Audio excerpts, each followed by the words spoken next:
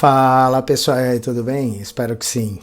Então, esse já é um teste com uma das novidades que a gente vai ter agora, é um teste inicial, vai ter outros elementos que vão fazer parte aí do nosso dia a dia, né, das nossas videoaulas, de todo o nosso bate-papo, tentar melhorar sempre, né, em todas as frentes em que a gente trabalha. Muito bem, espero que vocês estejam percebendo a diferença, tá? Depois eu falo lá no fim do vídeo o que é, mas tudo bem. Por enquanto fica aí no mistério até eu revelar. Mas eu estava arrumando as coisas aqui para outra finalidade e acabou que eu esbarrei numa folha de anotações, como geralmente eu faço, né? Inclusive tem um vídeo na internet que eu achei muito interessante, eu não assisti ele inteiro, mas achei interessante, acho que veio numa espécie de vídeo curto do YouTube, de um senhor, um palestrante, que ele trabalhava com executivos, tá? E aí ele chegou e falou o seguinte, olha, trabalhando com executivos de um número grande que ele trabalhava, de chefes de executivos, de diretores gerais, etc., ele falou 99% tinham uma característica específica, que era fazer listas. No começo do dia, ele tinha uma lista que tinha feito no dia anterior, no mesmo dia ele tinha uma lista e ia cumprindo passo a passo aquilo que estava colocado para que ele fizesse, tá? Então isso, de certa forma, corrobora, reforça algumas ideias que a gente tem e que já expôs. E parte delas, veja só, por isso eu não lembro do vídeo, deve estar na galeria aí, no arquivo de vídeos do canal, mas aqui eu começava com o seguinte questionamento: o que é importante para estudar história? E partia nessas considerações, eu partia do pressuposto de que muita gente, porque eu cheguei a fazer levantamentos com os alunos, e muita gente era extremamente preocupada e dizia que a dificuldade em estudar história era efetivamente nomes, datas e locais. Isso foi tão marcante nesses levantamentos que eu fiz, que aí eu produzi essa videoaula, esse material, e coloquei à disposição, tá? Mas o que eu estava comentando com as pessoas aqui nessas anotações? Que na realidade, hoje em dia, você tem uma outra visão do que é história. A visão de história, de decorar coisas, de ficar memorizando coisas, é uma visão já antiquada, ultrapassada. Eis o motivo, e aí eu peço para que vocês analisem quando forem fazer os diversos concursos, vestibulares, provas, etc., que vocês verifiquem, porque mais para os nossos dias, e quando eu digo para os nossos dias, eu estou falando de uns pelo menos 20 anos, para mais, uns 30 anos talvez, entre 30 e 50 anos, você tem um movimento sobre avaliações de história que te dão nomes, datas e locais. Porque na realidade, e é exatamente isso que eu estava tratando aqui, adivinha baseado no quê? Baseado na classificação de nível, na chamada taxonomia de Benjamin Bloom, certo? Que eu estava falando na última videoaula. E aí, o que eu apontava aqui? Que para o Bloom, como surgiu nos apontamentos, nas pesquisas, nos estudos que ele fez sobre a questão da divisão, que hoje talvez nós chamaríamos de competências, ou se você quiser, habilidades, que são mais fundamentais ainda, né? Ele colocou a memorização como um dos primeiros itens dessa escala para você conseguir chegar a elementos mais complexos, mais estruturais. Por exemplo, como escrever um texto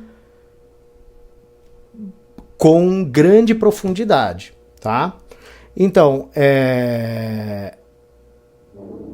o que eu apontava aqui? Coisas que eu cheguei a comentar numa aula que eu disse para os alunos, numa videoaula, eu conversando assim, apontando para os alunos, numa das revisões finais, eu fui colocando propositalmente, eu falei, ó, eu vou colocar uma coisa aqui, porque é isto que vocês têm que encaminhar para ganhar tempo e eu ter certeza que vocês estão avançando, entendeu?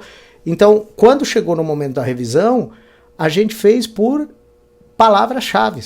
Então eu cheguei e falei assim, olha, vamos lá, palavra-chave aqui.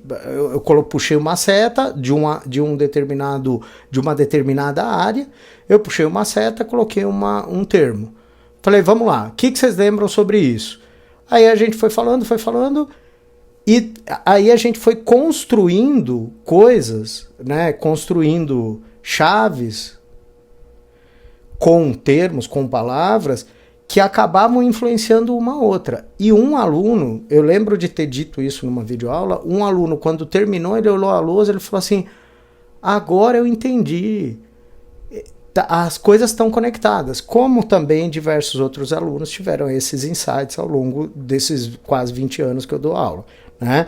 Então, o que eu tinha anotado aqui, veja só, lá atrás dessas anotações aqui, entender o todo, dando sentido e significado às partes, isso está muito ligado à imagem do quebra-cabeça, de montar o quebra-cabeça, que é o que se quer nos dias atuais em história.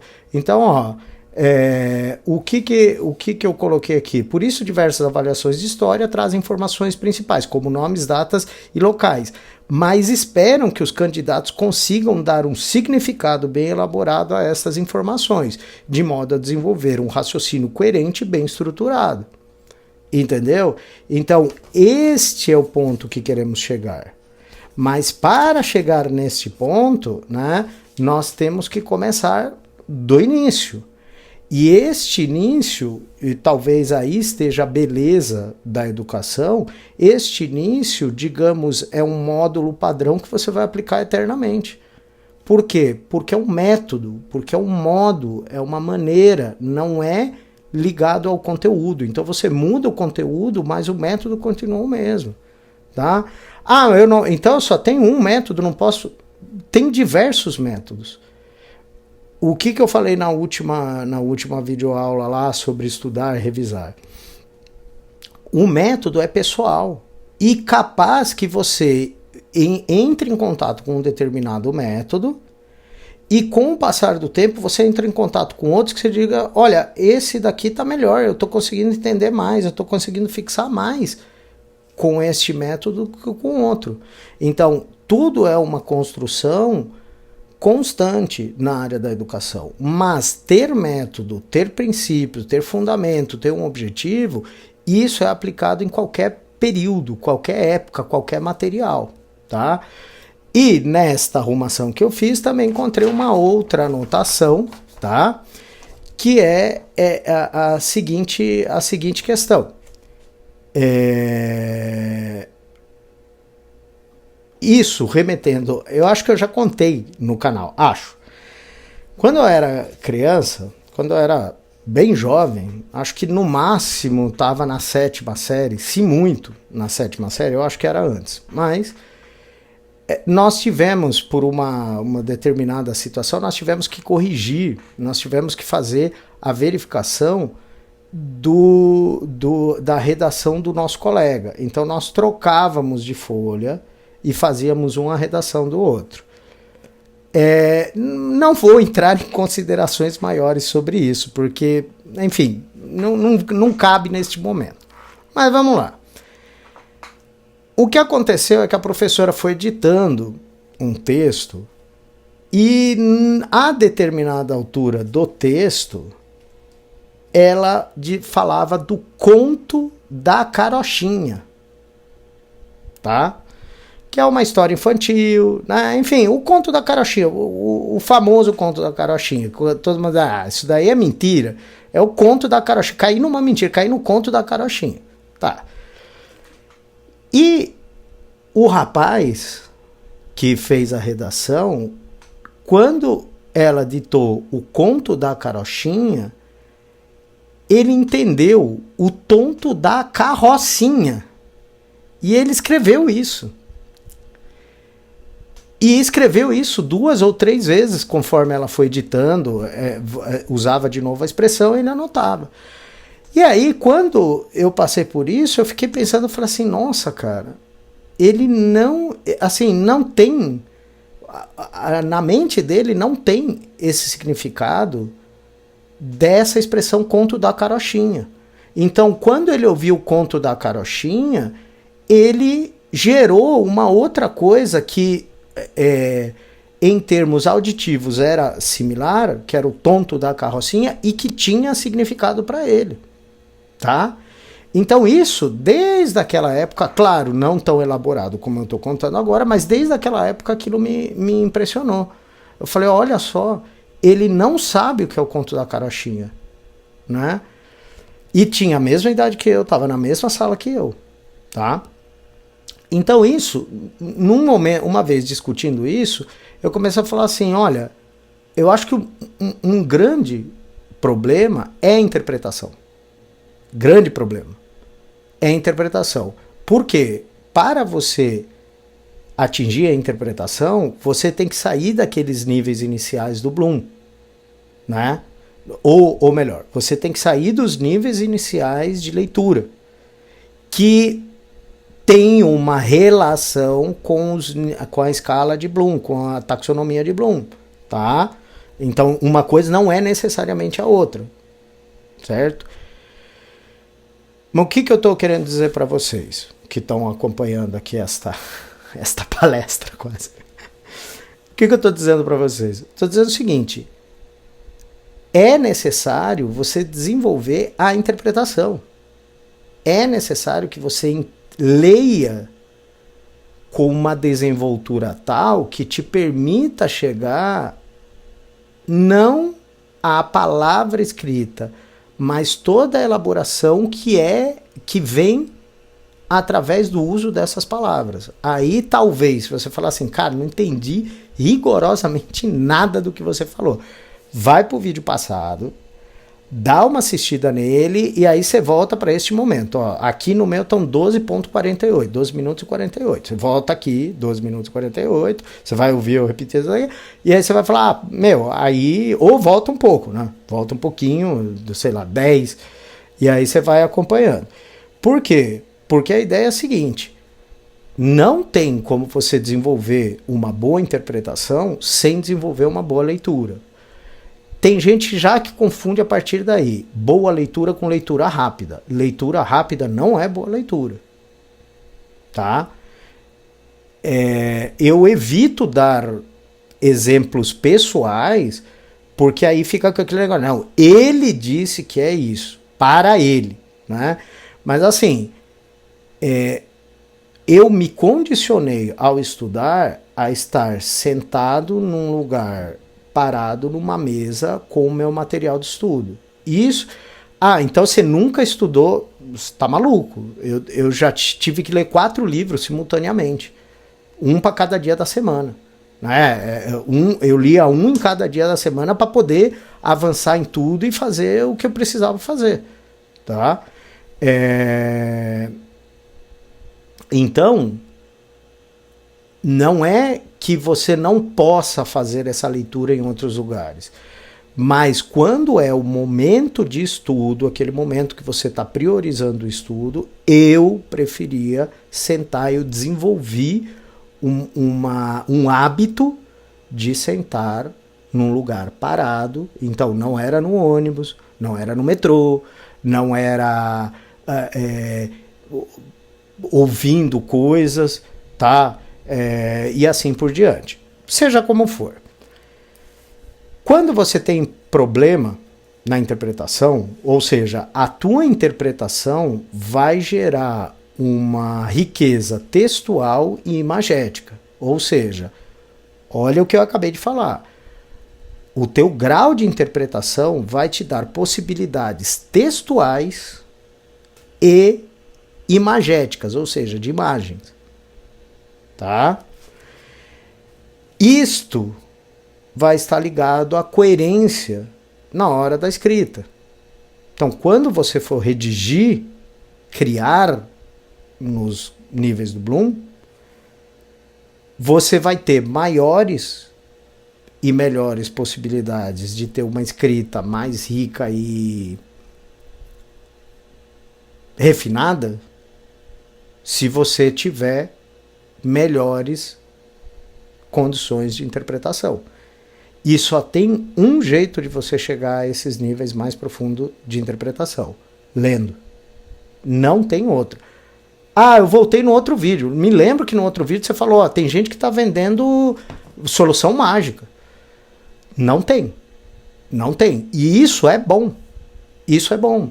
Eu falo isso nas reuniões para os pais. Eu falo, não tem mágica. Não tem mágica. Não tem a fórmula secreta que o doutor não sei o que inventou. Não tem isso. O que tem é, se você prestar atenção, eu até tinha separado, só por falar separado, já tá lá em cima. Não vou pegar agora. Mas no outro vídeo eu falei sobre engajamento. Que na verdade, antigamente a gente não usava a palavra engajamento. A gente tratava do termo compromisso. Se você estava na aula comprometido, aí tem uma série de elementos. Teve uma vez que, numa aula muito legal com o pessoal que estava indo fazer vestibular, a gente começou a debater isso, a discutir, a conversar sobre isso, e um deles chegou e falou, inclusive eu me lembro que eu comentei que numa aula de filosofia, quando eu estava falando, eu contei uma história simbólica, símbolo, imagem, para a gente avançar na parte de filosofia, e um deles chegou, levantou e falou, não, o que você acabou de falar é exatamente, minha família é budista, e o que você acabou de falar está dentro do budismo, entendeu?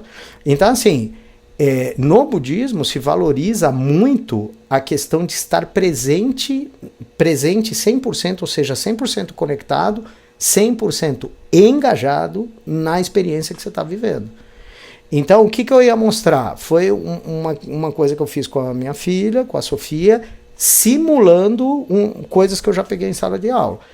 Então, era uma folha que o sujeito pegou e rabiscou a folha inteira, sei lá, não lembro de que cor, mas a Sofia fez, eu acho que verde. Ela rabiscou a folha inteira, inteirinha, de ponta a ponta, verde, e escreveu o negócio no meio. Aí eu te pergunto,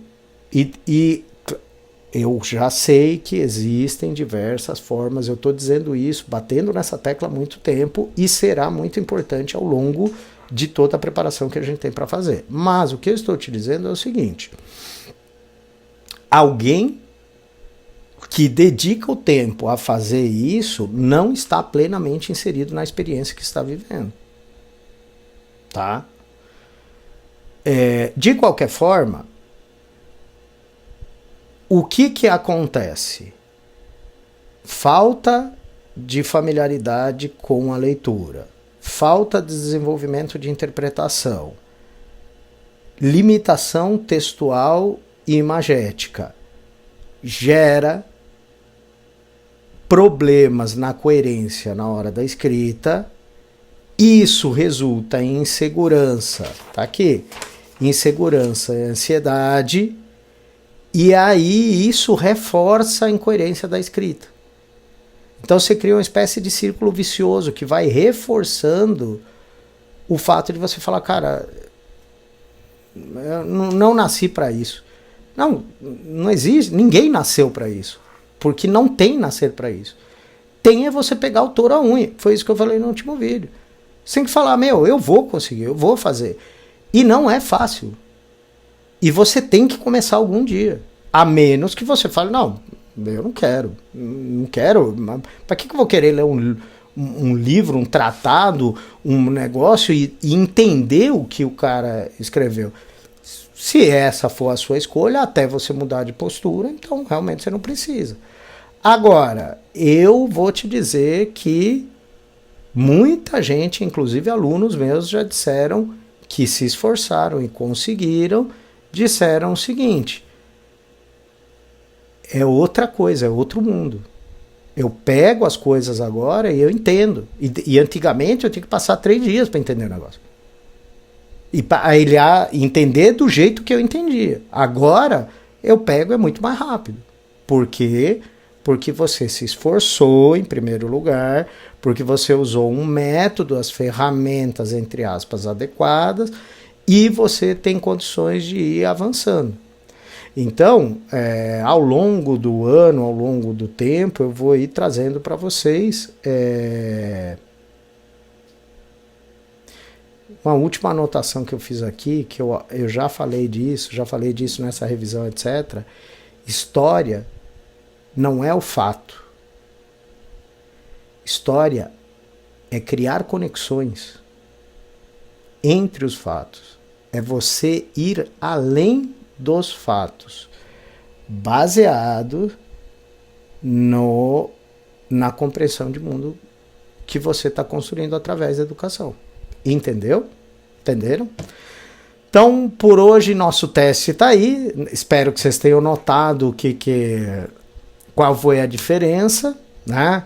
E preparem-se para novos elementos. Vou fazer o seguinte, não vou contar agora porque tem outras novidades em breve, aí eu vou colocando, aí já vamos fazer um apontamento claro sobre todas as coisas, tá bom? Então, tudo de bom para vocês, até mais, tchau, tchau.